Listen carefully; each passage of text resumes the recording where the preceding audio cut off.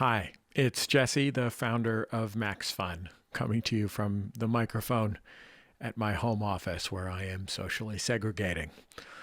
So we promised you a Max Fun drive this week, but things haven't exactly gone how we expected. So given the pandemic, we're going to postpone this year's drive. Events are still fluid, so we're hesitant to give you specifics about new dates. Right now, we have late April penciled into our calendars. We'll keep you posted about that. As it stands, a lot of our drive machinery was already cranked up. So for one thing, you might hear a reference or two to the drive in our shows, which might have been recorded before we made this decision. And here is some good news. There's a bunch of great bonus content available for all of our Max Fun members. If you're a member and you missed the email with instructions on how to listen, check your spam folder or log in at maximumfun.org/manage. Also at maximumfun.org/manage, you can change your membership if your circumstances have changed. We know this is a tough time for a lot of people, and we understand. You can also go to maximumfun.org/join at any time if you'd like to become a member. During the next couple of weeks, what would have been the drive, we're going to do our best to be extra available to you. We've got some streaming events planned, some social media stuff. We know a lot of folks are isolated right now, and we want to help provide comfort in the best ways that we know how. You can follow us on social media, and we'll let you know what's up. During this tough time, I have been feeling really grateful for my community of colleagues here at Max Fun and for you, the folks who make our work possible, goofy as that work may sometimes be. Stay safe out there. We're thinking of you. Bullseye with Jesse Thorn is a production of MaximumFun.org and is distributed by NPR. I'm Jesse Thorn. It's Bullseye.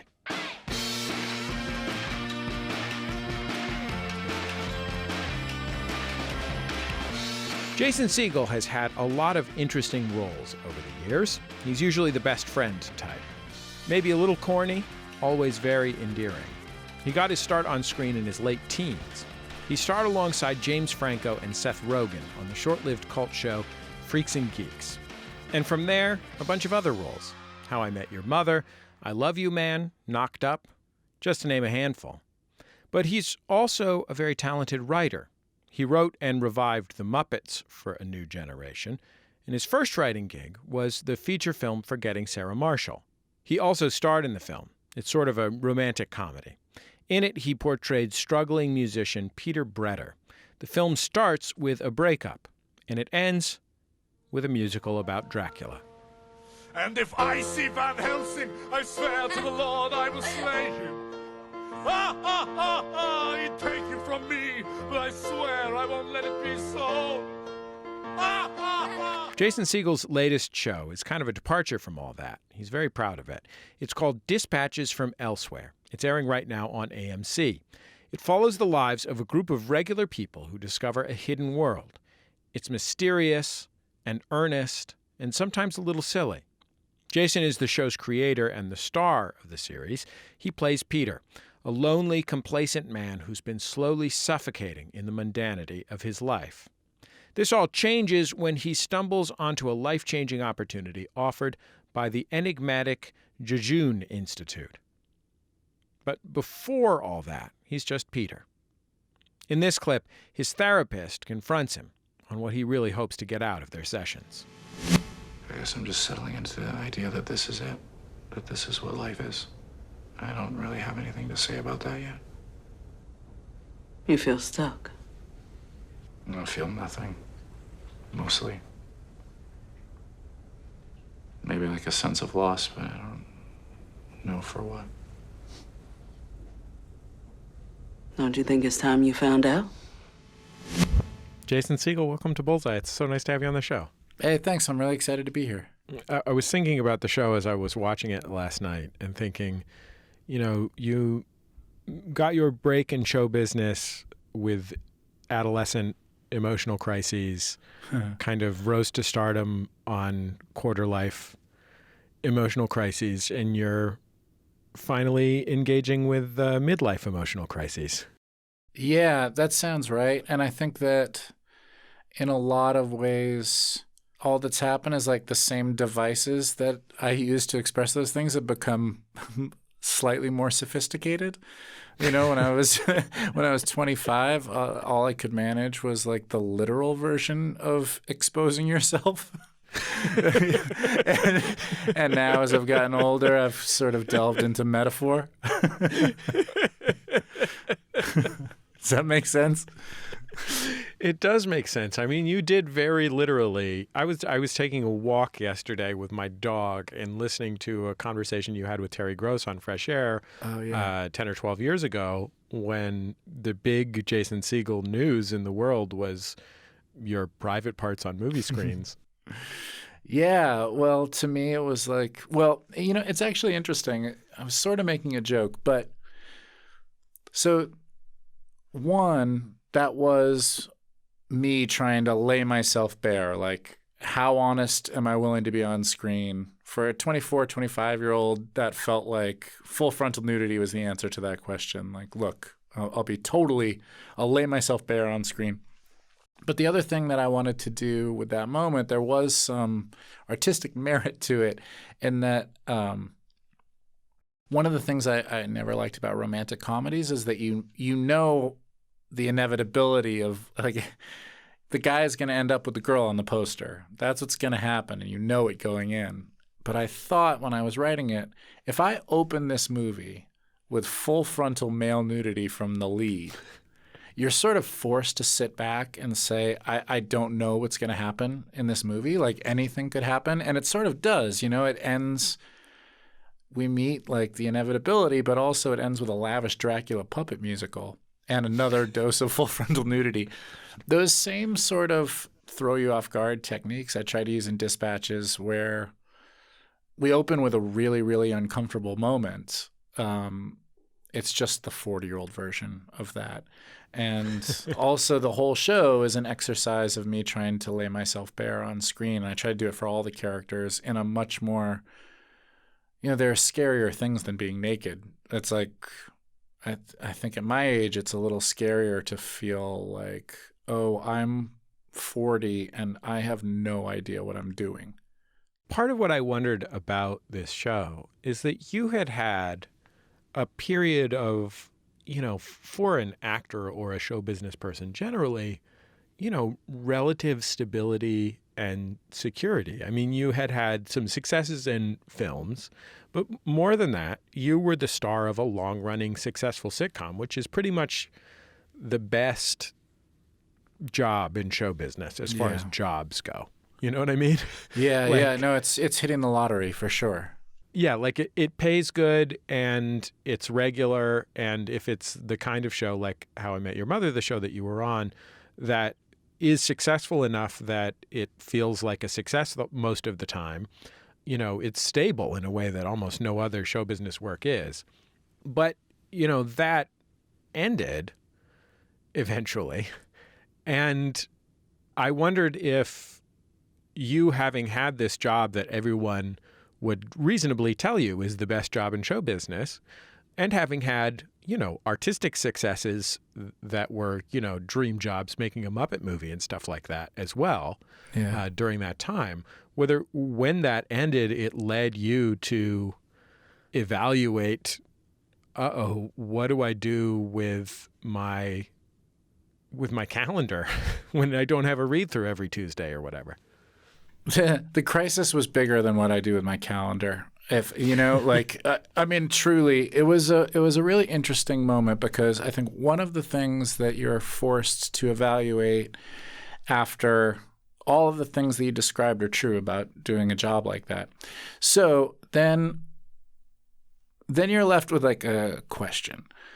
The stability continues. Like, you've made a bunch of money, you know, so you don't now have to, you're not scared about paying your bills, and you get to choose what you want to do next.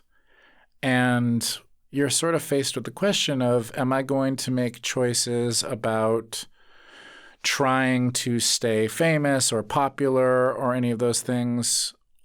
or am I going to now use this amazing gift I've been given of stability to be brave and try stuff I've never tried, try to be the same guy who ended Forgetting Sarah Marshall with a lavish Dracula puppet musical, where I was like, I don't know if this is going to work, but I sure think it's cool. And I think other people might think it's cool, and let's try it and see what happens. I guess I don't know that artistic bravery is built on stability. You know what I mean? I think there's a really great clip called David Bowie Advice to Artists. It's like 2.5 minutes long. You just Google it, and he says that when you're operating out of your comfort zone, you're probably not making anything interesting. But if you walk a little bit further into the water so your feet aren't touching the ground anymore, that's maybe when you're going to be in some territory that might be art. And for me, I was like the whole time I was making dispatches from elsewhere, there was a little part of me that thought, this might not work. And that was really exciting. It made me hungry to make sure I was really thinking about what I was trying to accomplish and how to execute it best. Were you afraid that it wouldn't work? Yeah, of course. Absolutely. The thing is that I created it, and so you have to believe more than anyone because, there's just a million no's along the way. Anytime you're trying to make something, it's hard and it's expensive and all of these things. So publicly, I'm just like, yes, I know, trust me, believe me. But yeah, in my guts, I was definitely scared that it might not work. And I watched the 10 episodes. It's the thing that I'm most proud of that I've done in a decade. And there are some people for whom it won't work. Some people are going to, I think, die hard, love this show and think like, oh, this is what I've been looking for. And then other people will think, oh, this is silly. And I don't know. I'm okay with that. I'm pretty excited about that, actually. What was the consequence that you were afraid of if it didn't work? The same thing everyone's afraid of that people are going to make fun of you. That's the culture that we live in, is that if you try something earnestly and boldly, that you might be embarrassed. Somebody might embarrass you. Luckily, I don't seem to have a very highly developed sense of pride or shame around things like that. And I'm happy to act as a surrogate into those territories, you know?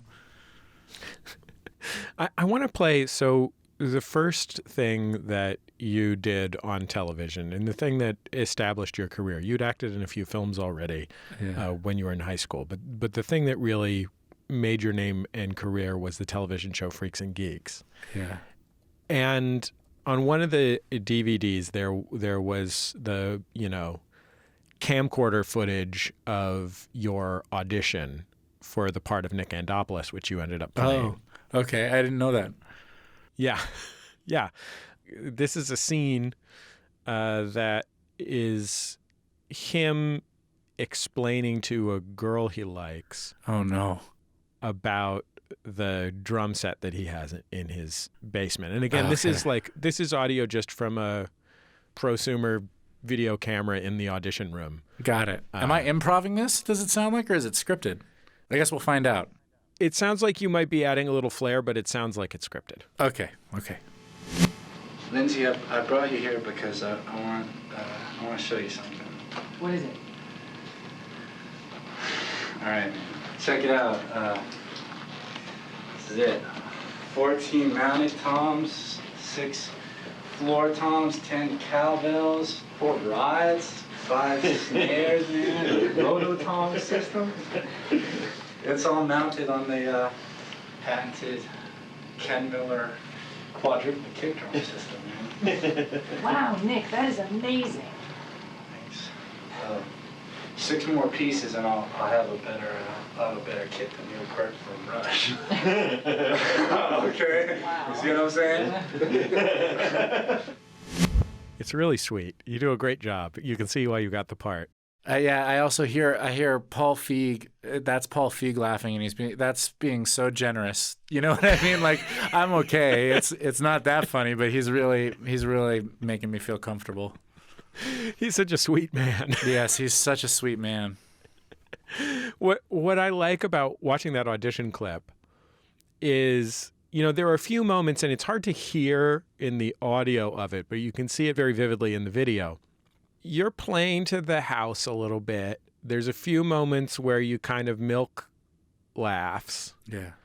But the overall vibe is that sort of deeply, almost painfully earnest and sincere. And it's like watching the show, the version of that character that ended up on the show, but like before somebody said to you, like, don't do any jokes at all. Yeah. Well, that's what I mean? That's the thing about auditioning, which is what I never loved about it, is that you're like you're specifically trying to impress people. And to me, the real challenge of acting I've learned as I've gotten older, and this is just from being around people who I think are really good at it and watching people who I really admire. The big challenge is when the camera is looking at you, not to give in to trying to impress it. That to me is everything. It's like, are you willing to just be honest when the camera is asking you to do something? Don't do it. Does that make sense? Yeah. I mean, it's a terrifying prospect. Yeah, because think about, like, all of a sudden when someone even is just taking a picture with their camera phone, you do like this weird face, like this smile that you don't do in life, or you do a weird pose. Like, all of that instinct is going through you when the camera's on you. Like, I should be, this is forever. I should be trying to impress whoever's watching this. And the people who I really, really admire, who I watch, are able to resist that impulse to show off. Was that a lesson that you had to learn as an 18-year-old or however old you were when you started making Freaks and Geeks? Yeah, I think that the big challenge that Judd presents you with is how honest are you willing to be on screen? And what is the most honest version of a teenage guy singing to his girl in the basement? Don't give me the sketch comedy version. Give me the painful one. The one that makes you so uncomfortable because you're like, that's me. I've sort of taken that lesson throughout my career. I just trying to do the most stripped down version, maybe. More with Jason Segel still to come. When we come back from a quick break, we'll talk with Jason about how he works humor into the tone of a show like Dispatches from Elsewhere. It's Bullseye from MaximumFun.org and NPR. This week on NPR's Invisibilia, we take you to a summer program for teenagers with sleepovers, marshmallows, and racial confrontation. I want you to all line up by skin tone, lightest to darkest. That's up next on NPR's Invisibilia. Welcome back to Bullseye. I'm Jesse Thorn. My guest, Jason Segel, starred for years on the TV shows Freaks and Geeks, How I Met Your Mother, and more. He created and stars in a brand new series. It's called Dispatches from Elsewhere. It's airing now on AMC. When I was listening to that interview from a decade or so ago that you did with Terry Gross, one of the things you talked about was that at some point, I think on Freaks and Geeks, Judd Apatow told you that what was special about you as a performer was that you read as, I'm paraphrasing, but that you read as sweet enough that you could really go really far toward the line of being creepy. Yeah. And people would still accept it and be on your side. Yeah. It has been my sweet spot, unfortunately or fortunately, for better or for worse, is this fine line between charming and creepy, where, like, I mean, there are parts in this is just being self-aware, but, like, there are parts in Forgetting Sarah Marshall that could veer into, oh, get away from this guy. Right. You know, like Mila Kunis should run. And in some ways, that is like in dialogue with romantic comedy, which is a genre that is substantially about guys that women should get away from. Yeah, I think somehow I managed to project some version of like, oh, it'll be fine. Like, no, give him a shot. You know, meanwhile, I'm like doing this lavish Dracula puppet musical in a weird voice and crying hysterically. But I guess, you know, for some reason, it seems like, oh, take care of that guy. That lavish Dracula musical is maybe the signature moment of Forgetting Sarah Marshall, which is a great movie. Thanks. And I say that as somebody who hates Draculas. You hate wait, Dracula's plural? Yeah. You hate they're vampires. dangerous. You hate vampires. I hate Draculas, yeah. No, Dracula's an individual. Vampires are type of guy. No, it's a type of guy, and they have fangs. Those are vampires. Dracula's just one guy, Count Dracula. Yeah, he's a Dracula. Oh man, we're gonna have to agree to disagree. So it's a beautiful movie. It's one of my faves, and and this song at the end of it grew out of in the film. It is this quixotic project that this guy has been working on to write this very sincere and intense musical about Draculas. It is at the end. Yeah. Right. Sorry? No, it's No, go ahead. Dracula. It's just one Dracula. No, you're right. The musical is just about the one. And so, like, it occupies this strange space in the conclusion of the movie, which is like, if it's not good enough or earnest enough, it can't feel like a triumph for him to do it. Yeah. But if it's too good and too earnest, it's not a triumph for him to do it unless it's so good that it's extraordinarily good. You know what I mean? Like, the triumph here is that he's doing it even though maybe it's not that good. Yeah. See, I think so. Here's what I think the recipe is, and I think that this really plays into Dispatches as well. And I'm not trying to segue. I just think there's a parallel. Yeah. That I actually think that you can and must go full earnest. Like, that is the real challenge, because that is where real discomfort lies. And then where I agree with you is modulating how good something is, right? Because that's what makes it funny. But the discomfort, I think, comes from, what if I present this to you, discomfort / magic, with no sense of irony? And so that area is really, really interesting to me. Muppets, I did with no sense of irony. Like, I am not commenting on the Muppets. I love the Muppets. That's why I devoted 2 years as a grown man right after Forgetting Sarah Marshall to the Muppets. And there's something about that is like, oh, whoa, that's like kind of why, you know? Well, that is also the nature of the Muppets, is that the Muppets in a way like ironize these classic Hollywood tropes by approaching them sincerely, but also being puppets. Yeah. Well, Dracula's, yeah. I think that there's something about we're really uncomfortable when the other shoe's not going to drop. Like, we're waiting for it. As an audience, culturally, maybe it goes back to that thing we were talking about that you're afraid of being made fun of, right? You're just, what if it's just nice? Or what if something is just beautiful? It's a very uncomfortable territory. And so in Forgetting Sarah Marshall, to watch this guy up there who really believes in this thing is uncomfortable. And I think that's really interesting. I think there's something about Dispatches that is very challenging because I just mean it.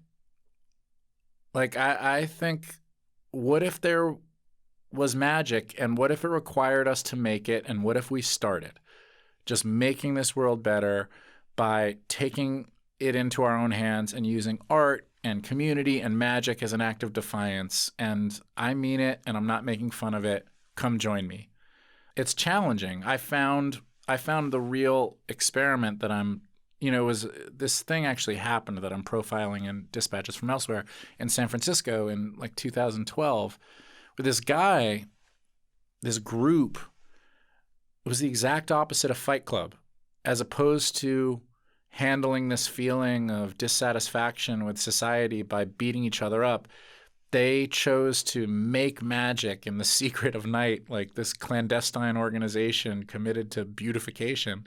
And I found the whole thing like really challenging and uncomfortable. When is someone gonna make fun of you? Or when is someone gonna try to sell you something? Oh, they're not? I don't know. I think there's something really interesting there. When you do your Dracula song in public, which you do on occasion, Yeah. the audience finds it hilarious because it's from a movie that was very funny. Yeah. It requires you to commit pretty fully emotionally Yes. to the song, and it's a song you wrote. Do you ever want to just be like, hey, can we just do this one straight, guys? To the crowd? Yeah. Do you know why? You know why that all works ultimately in Forgetting Sarah Marshall, or why it's interesting for me to sing? Because I didn't write it for Forgetting Sarah Marshall.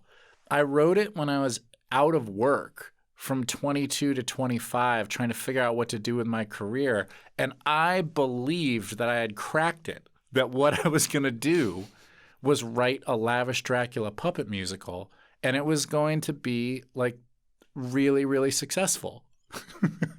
And I believed it to my core. And I wrote it. I wrote the thing. And I went and I played it for Judd, and he listened respectfully and then said, you can't ever show this to anybody ever. He was very protective of me.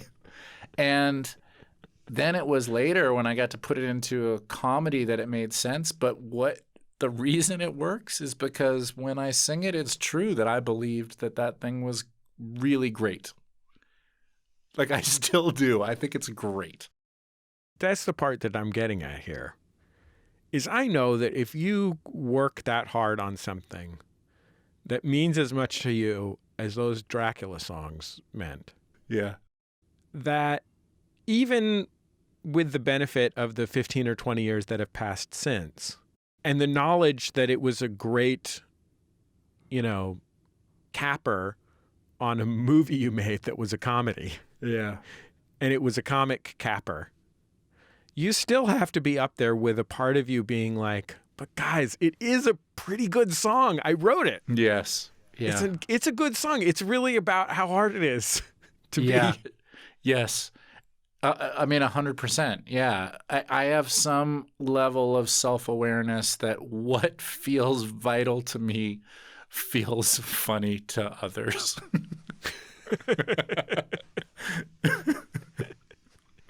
So when you're making Dispatches from Elsewhere, how do you manage the funniness? There is some funniness in the show. Yes. But how do you manage the funniness so that because the earnestness of Dispatches from Elsewhere is real, and it's yours, like personally as a human being and artist. You're not presenting it as, isn't it funny that I really believe this, much less isn't it funny that this is dumb. Yeah. So how do you manage the tone? Like, was that something you had to figure out in writing and making it? I think that the approach that I take in general for comedy is I am you. So what would it be like for any average Joe to be thrust into this crazy circumstance?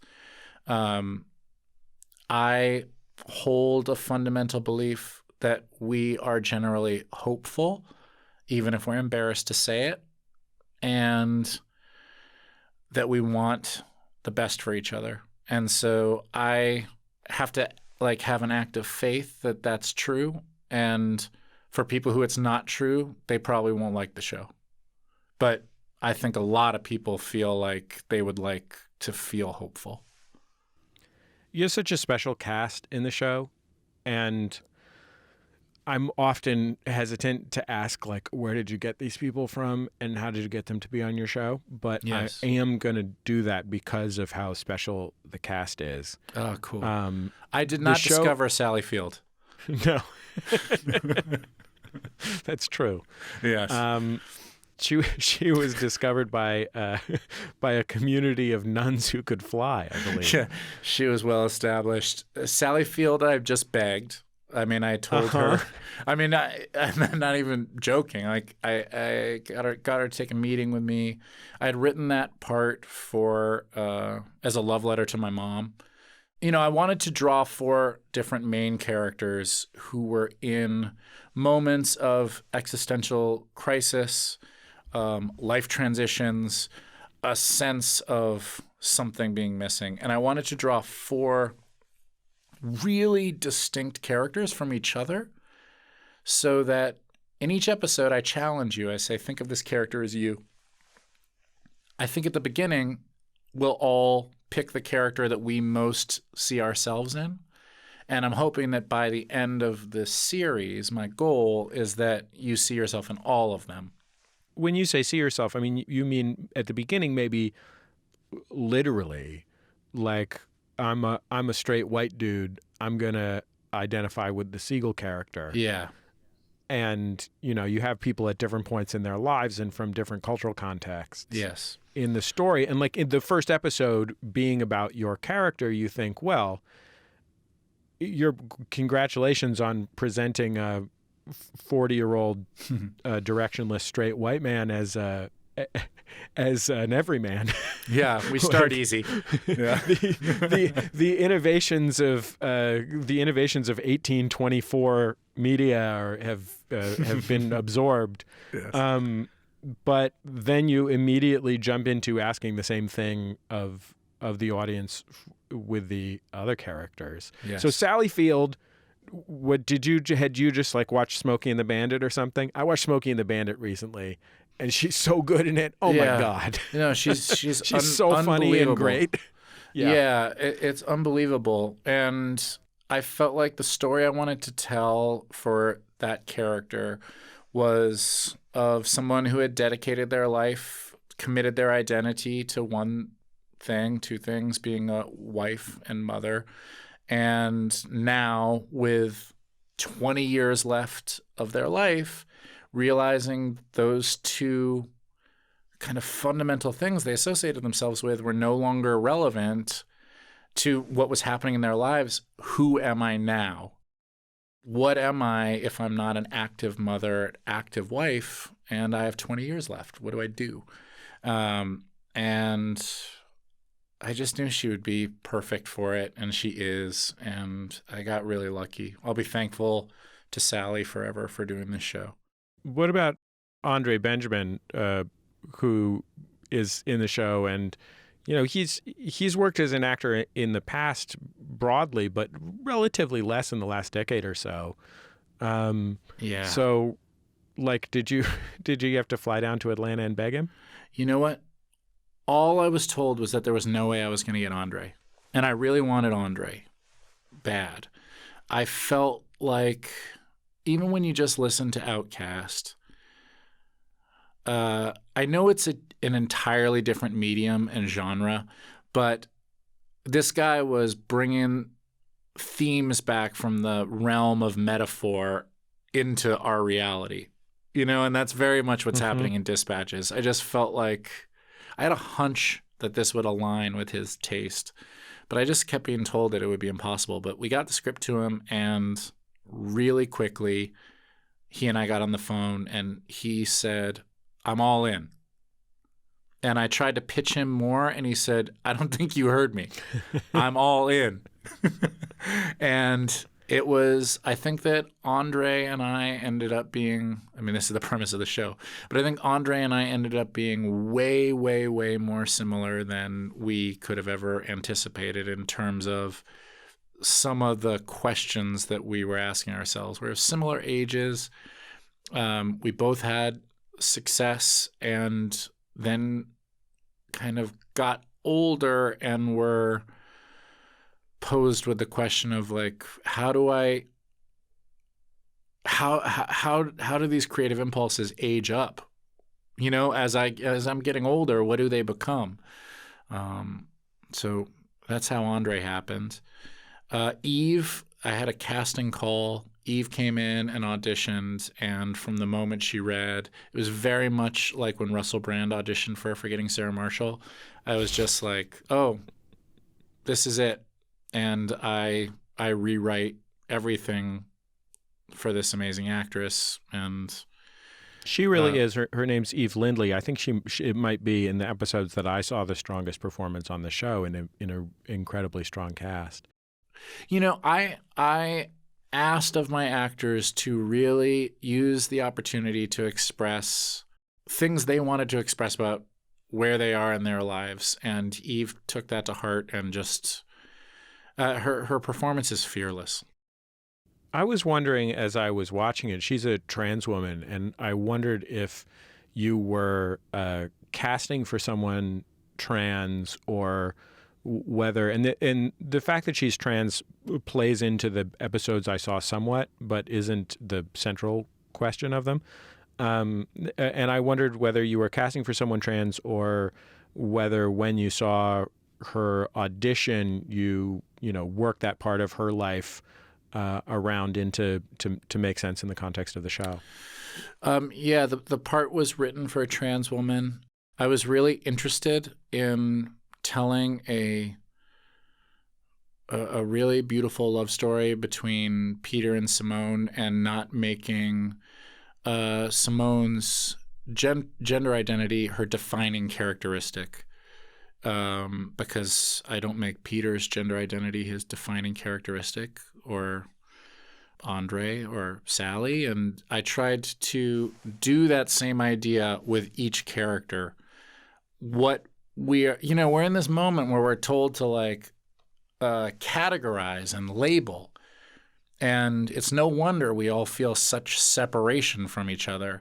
And so one of the things that was interesting to me in terms of the visual diversity of the cast is then to not make what your instinctive primary observation about them be what their storyline is about.